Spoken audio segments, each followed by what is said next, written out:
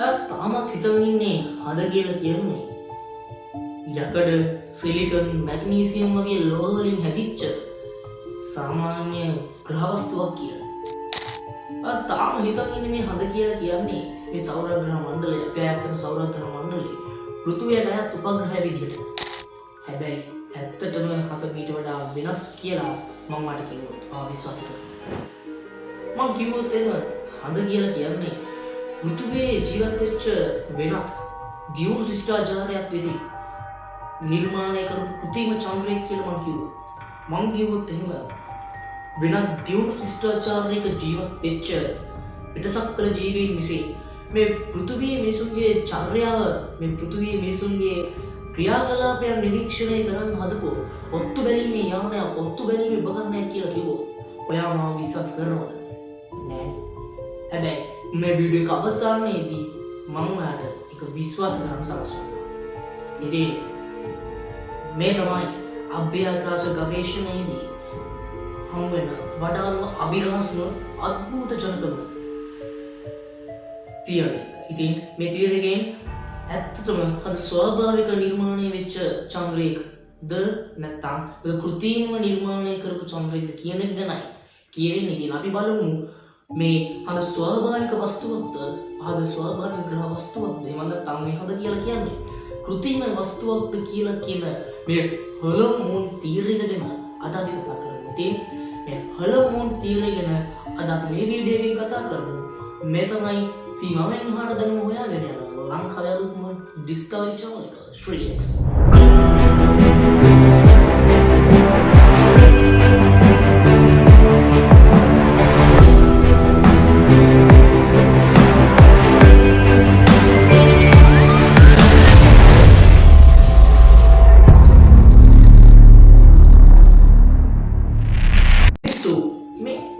Hollow moon theory එක මුලින්ම විශ්වාස කරන්න නැත්නම් මේ හොලෝ මූන් තියරි එක නිර්මාණය වෙන්නේ අපොලෝ 12 මිනිමේ පස්සේ.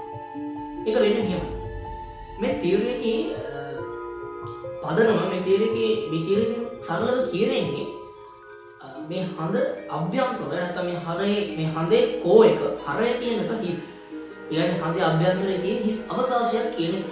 මෙන්න මේ නිගමනයට එන්න මේ මිනිස්සුන්ට නැත්නම් මේ විද්‍යාඥයන්ට උදව් වුණේ මේ අපොලෝ 12 මෙහෙම.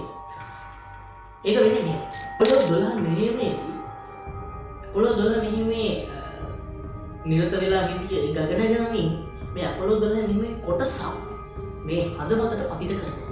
ඒ පතිත කිරීමේදී මෙන්න මේ වගේ සම්දයක් පැයකට වඩා අධික කාලයක්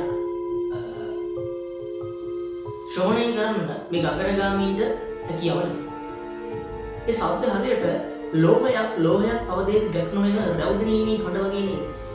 එතකොට ඒ වගේ රැවුදන හඬක් තියෙන්න නම් මේ හඳේ අභ්‍යන්තරය හිස් වෙන්න ඕනේ කියලා නිගමනයකට විද්‍යාඥවරුන් මේ මිනිස්සු හිතන්න පටන් ගන්නවා.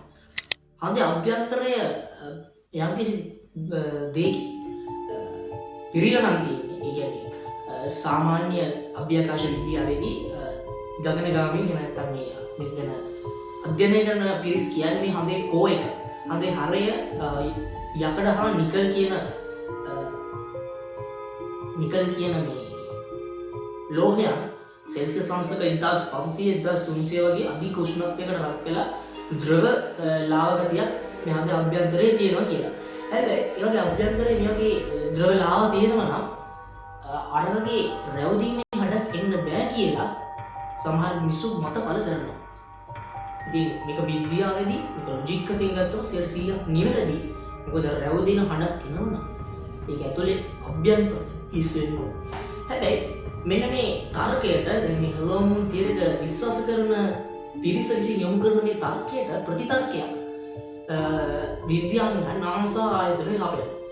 ඒ කට්ටිය කියන්නේ ඇත්තටම මේ හදේ වායුගෝලීය ආර්ද්‍රතාවය එහෙම නැත්නම් මේ තෙතමනය ඉතාම අඩුයි. මේක නිසා වසර ගානක් තිස්සේ මේ හදේ මතු පිට පුෂ්ඨය, ක්‍රස්ට් එක ඉතාම වියලි ස්වභාවයක් අරගෙන තියෙනවා. මේකත් එක්ක තමයි මේ රැවුදෙන හඬක් හරියට ගාන්ටාරයක එන ශබ්දය වගේ හඬක් ආවේ මෙන්න මේ හේතුව කියලා තමයි නාසා විද්‍යාඥවරුන් පවසන්නේ.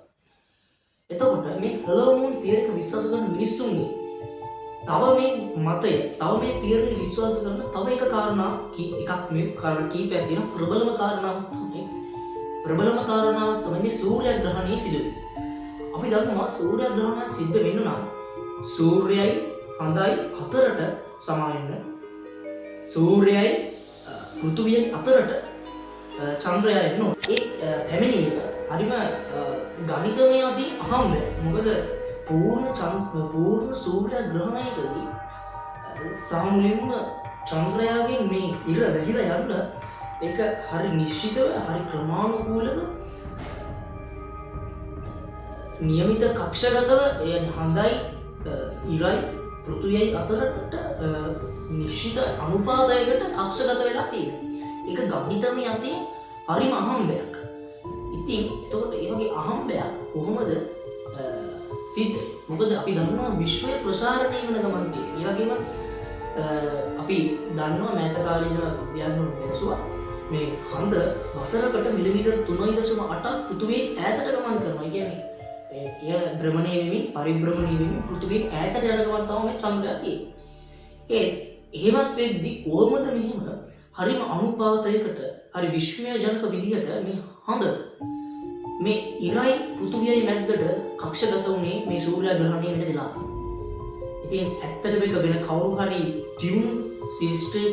දියුණු ශිෂ්ටාචාරික ජීවත් වෙච්ච මිනිස්සු මේක හරි විදිහට ගණනය කිරීම සිදු කරලා නිශ්චිත තැනක මෙහෙම තිබ්බා කියලා විශ්වාස කරන්න බැරි කමක් නැහැ නේද?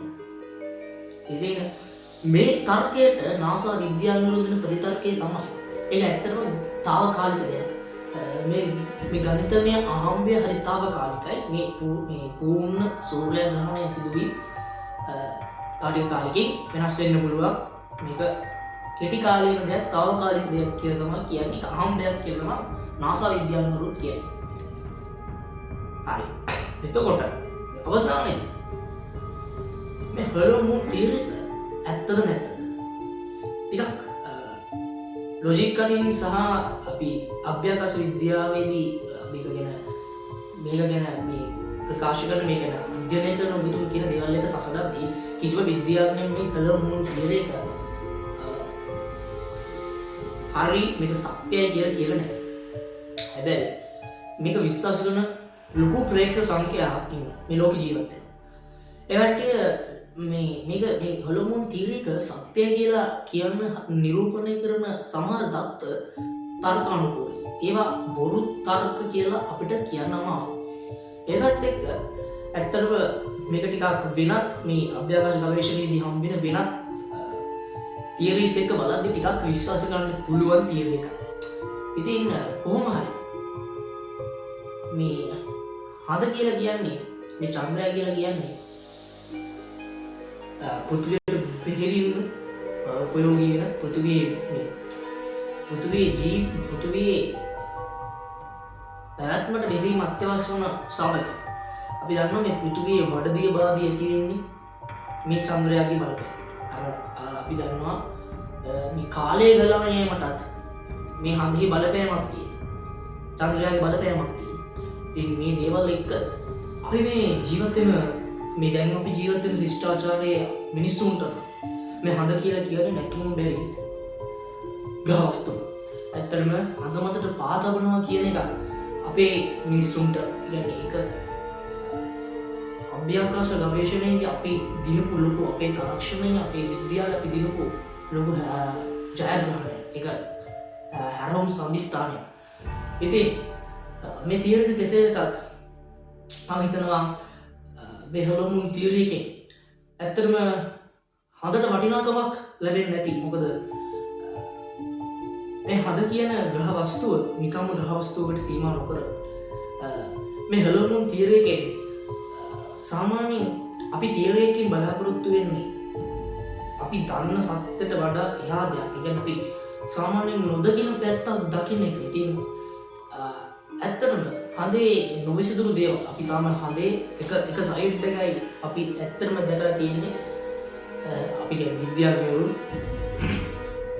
එතකොට අපි තාම අද එක සයිඩ්ඩයි දෙකලා තියෙන්නේ අද එක පැත්තයි තව එන්න විශාල ප්‍රදේශයක් හදේ අපි ගිහිල්ල නැති ආවරණය කරල නැති අපි දැකල නැති කොටසක් තියෙනවා ඉතින් ඇත්තරම මේ අභ්‍යාකාශ ගවේෂණය කියන්නේ හරි පුදුමාකාරයක් අභ්‍යාකාශය කියලා කියන්නේ ඉතින් මේ ග්‍රහවස්තු මේ තාරකා මේ සූර්යයා මේ හැමදේම හරි පුදුමාකාරයි කියන එක මේවට එක අදහසක් එක තේරුමක් දෙන්න බෑ කියන එක තමයි මේ තීරයකින් කියන්නේ කියලා මම හිතනවා. ඉතින් කොහොම හරි හලමුන් තීරයක ඔච්චරයි. ඉතින් මේ වගේම අභ්‍යාකාශ ගවේෂණයේ අద్භූත ජනක සිද්ධියකින් ඉතිහාසයේ සිදුවෙච්ච රසබර කතාවකින් ග්‍රීක රෝම මිත්‍යා කතාවකින් ඒවා නැත්නම් විද්‍යාවේ නොවිසඳුණු අභිරහසකින් අපි ආය හඳුනමු. මේ තමයි සීමාවෙන් එහාට දැනුම හොයාගෙන යන ලංකාවේ අලුත්ම ඩිස්කවරි channel එක 3x